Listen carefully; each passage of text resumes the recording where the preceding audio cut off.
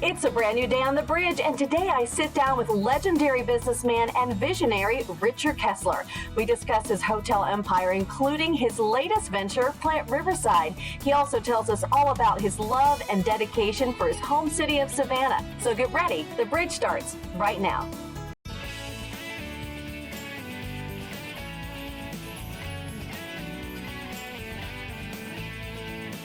Hello, everyone, and welcome to a brand new day on WSAV's The Bridge. I'm your host, Patty Turner. Our interviews with local icons continues. We've enjoyed featuring Greg Parker, Corbett Thomas, Bishop Stephen Parks. Today's leader, Richard Kessler. Thank you. Oh, good. Come in. Welcome, welcome. From the moment you walk into the Armstrong Kessler mansion, you know you're in a home like no other.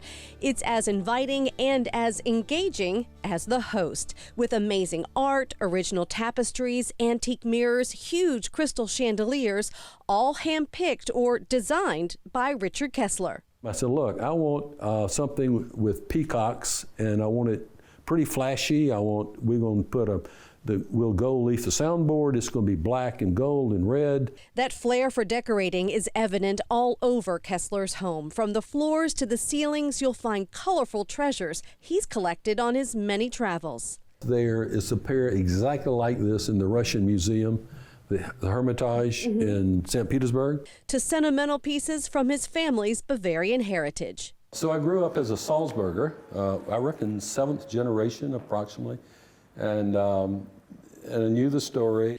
That story, how his ancestors fled Salzburg, Austria to seek religious freedom near Savannah. They built a township in the 1700s and called it Ebenezer. Over the years, most of the town was destroyed during the Revolutionary and the Civil War. So while on Kessler's first visit to Austria at the age of 23, something amazing happened. While I was there, my wife and I decided to walk up the path of the Stations of the Cross to the top of the mountain where the castle is. And we get about halfway up. I said, why don't we just get off the path and sit on the side here and overlook the town? So I wanted to see what my relatives used to see. And when we did, I was sitting there and I really felt a very strong calling, which is unbelievable, is that it said, go home, Richard, and rebuild the town of Ebenezer into a retreat center, which I'd never even been to a retreat center before. And it was just as plain as you and I are sitting here talking. And I said to my wife, I said, look, something strange has happened. I told her. She said, well, that's interesting. And she said, what are you going to do? I said, well, I suppose I'm going to do it. First, he wanted to talk it over with his father. And I said, Dad, something to talk to you about. He said, what's that? I said, I really had a very interesting, strange thing happen, and I felt like a calling to do something, and this is what I'm called to do, is go to Ebenezer and build a Christian Family Retreat and Conference Center. And I'm like, what is he gonna say? You're waiting. Yeah, I'm gritting my teeth, waiting, flinching, and I was quiet. It just getting totally dead quiet. He didn't say anything, and then he looked at me, he said, I think it's a great idea. Then you knew it was the right thing. And then I said, will you help me do it? He said, yes. I said, okay. He said, what do we need to do? I said, well, the first thing we need to do is go to the church and get the approval to use the land between the cemetery and the church, because that's where the town was.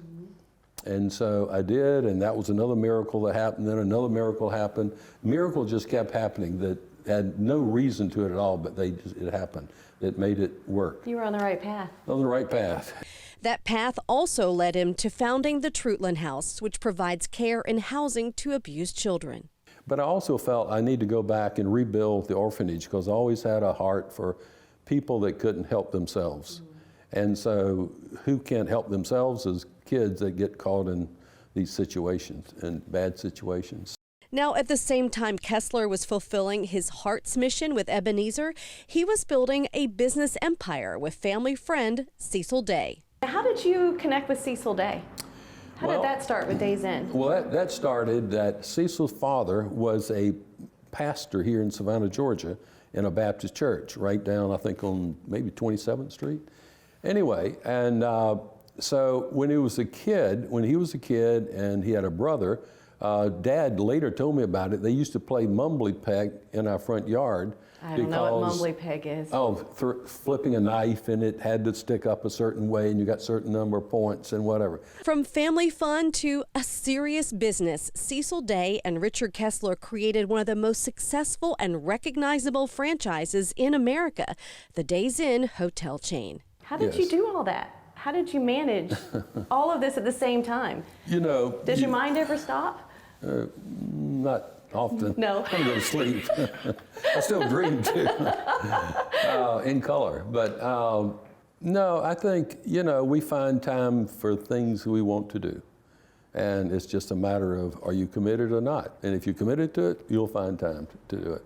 Kessler's next commitment, his own chain of boutique hotels. Believe it or not, back during the Days Inn days, I had a vision for, after traveling Europe a couple more times, and saw boutique hotels. This was in 1979 then. I said, I'm going to start a separate division outside of Days Inn, but part owned by the Day family and myself, to build boutique hotels. Kessler's first boutique hotel was in the location of the old Coca-Cola plant on East Broad Street in Savannah. From there, Kessler began breathing new life into 11 other historic buildings all over the country, which now make up the Kessler collection.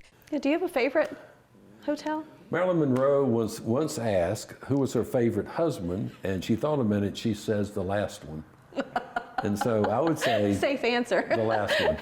The last one is Plant Riverside. All of Kessler's properties have their own unique theme, his own touches. You see, making a positive impact is just part of his DNA, how his father raised him, and how he'd like to be remembered. I would like for them to say he always left things better than he found it. My dad always told me that. Leave things better than when you first got there. That's right. No matter what you do. No matter what you do. No matter where you go or what your job is, leave things better than you found it. If you go in a restroom and there's towels on the floor, pick them up. There's trash on the street you can pick up easily and dispose of, do it. If you can develop something that improves the life of the people in the cities, do it.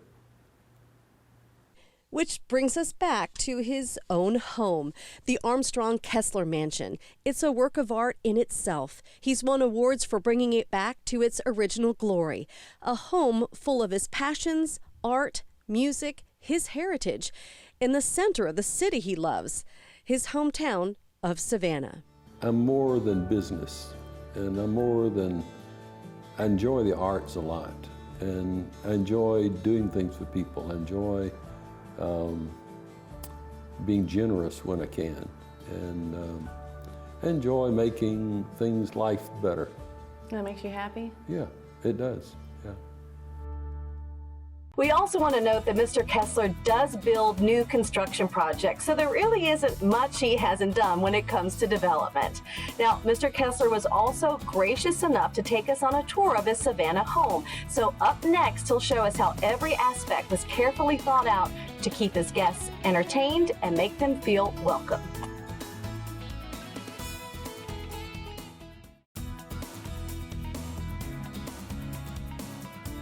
Welcome back to The Bridge on WSAV. It's time now to take a tour of Richard Kessler's personal home. It's the Armstrong Kessler Mansion. So follow along with us as we learn more about this amazing showplace that he brought back to its original glory after 100 years. Let's say we have big parties here. You can have the reception part here, then you have your bar set up over here, and then everybody can have a great time. You can have bars set up here, and you can handle a couple hundred people, and then out through the house to the back garden. But come over here, let me show you. All right. I'm proud of this bronze. This is from Florence, Italy. Okay. And the original is in the straw market. The original was done in marble in the 1600s. Later they made a mold of it, and they start doing the bronzes. And there's a number of them. I first saw it in Butchart Gardens in Canada, which is a gorgeous, gorgeous place to go see. And I took pictures of it because I was collecting bronzes at the time, and I loved it.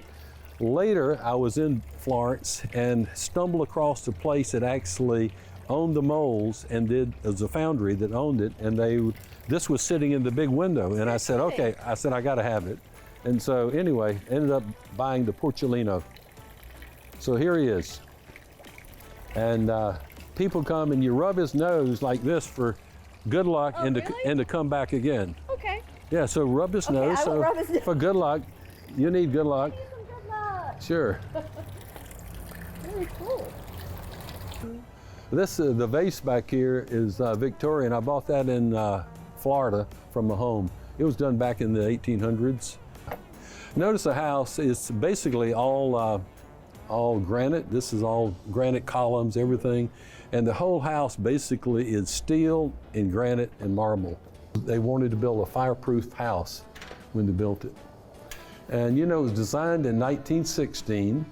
They built it in 17 and 18, and they moved in 19. And believe it or not, I moved in exactly 100 years later. This project took you 2 years from start to finish, right? Yeah, it took me 2 years to renovate what they took 2 years to build. Yeah, all the chandeliers you see are from my collection of chandeliers. The only thing that was chandeliers that we got some use from is this chandelier, but it wasn't like this. They had 3 small chandeliers hanging down below, and then they had a small one in here. So we took all of those and put them together into one big one, and that's what it is.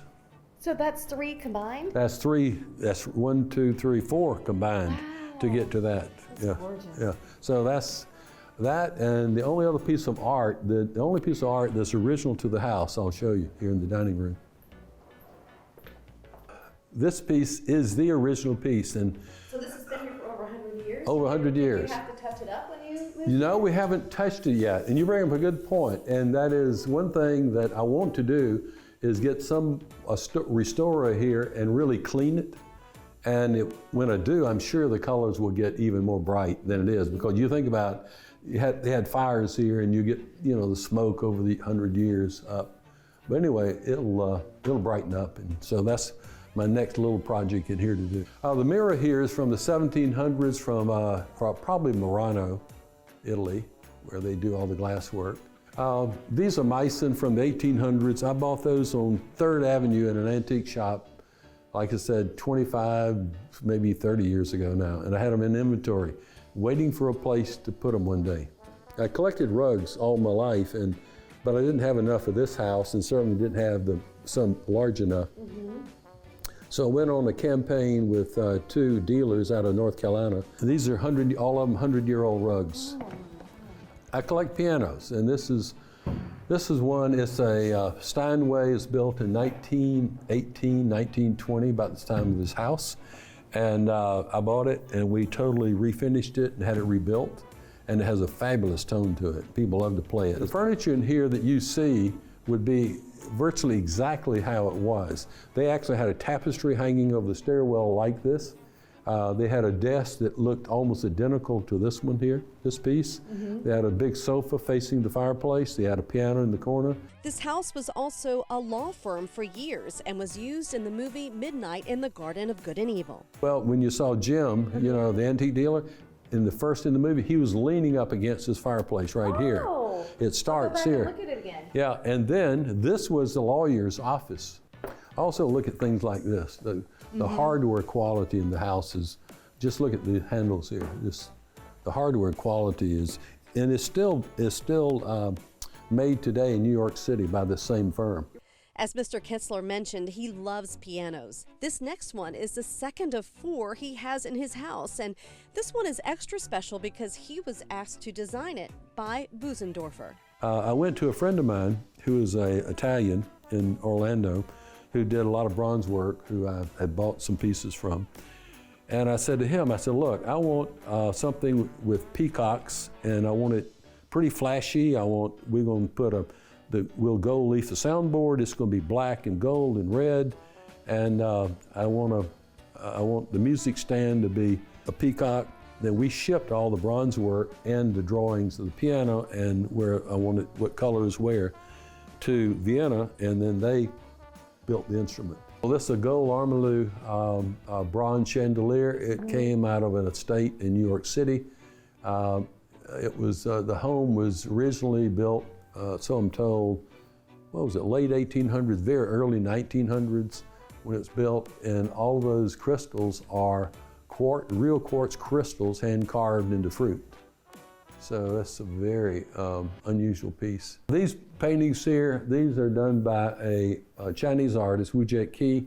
Wu-Jet Key lived in New York. He came to New York about 1910. He and his wife, she also was an artist. This marble floor was covered by a gray carpet with steel bookcases in here. And it had been covered up, I think, for 47 years. And thank goodness they did, because it protected the floor. And so then it took two guys 7 days to get the carpet up, get all the glue off, repolish it, and this is what we've got. These are malachite pieces I bought out of New York. This piece, this is the story of the blind woman who was leaving Rome when it was burning. And the original of this piece is in one of the major museums. I forgot which one. I think somewhere in Europe. Anyway, but this is an exact copy of that piece. The chandelier's French is from the early 1900s. This is a music box. Beautiful. Music box, and these are all the songs.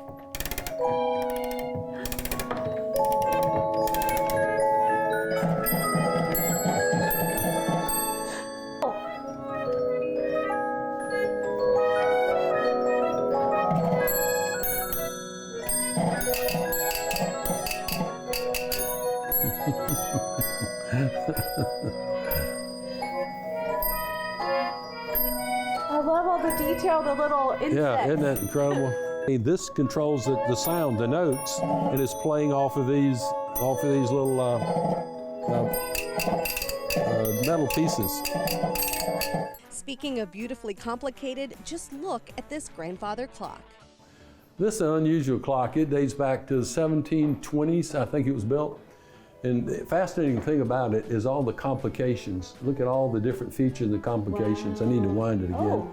Our tour now takes us to the second floor, where you can't help but be amazed at the sheer size of this chandelier. How much does that weigh? Probably pushing 1,000 pounds. The crystal and the bronze. It's a huge steel beam up top we had to install. And we have a winch. Now this is the artist I was going to tell you about. I collect his work, particularly I get all of his big stuff he does, because I think it's worth a museum show. I think it's that good. But look at it. It looks like the sheep's foot is almost coming out of the painting. It does, you're right. I mean, look how three-dimensional it is. His work is incredible. Look at his fingers. Anytime you look at art, obviously you look at the hands to see, because the hands are the hardest thing to paint, as you know. And you can see, look at his hands. It's incredible. Next, we step out into the gardens for more amazing artwork and a beautifully manicured lawn and pool. So, is there anything that you want that you haven't gotten yet? Some artwork? Or? Sure. There's new things created every day. True. Very true. You may notice that Mr. Kessler uses a lot of color in his house and his hotels, but his favorite color is and always has been purple. We'd like to extend a special thank you to Mr. Kessler for his time and his hospitality. We'll be right back.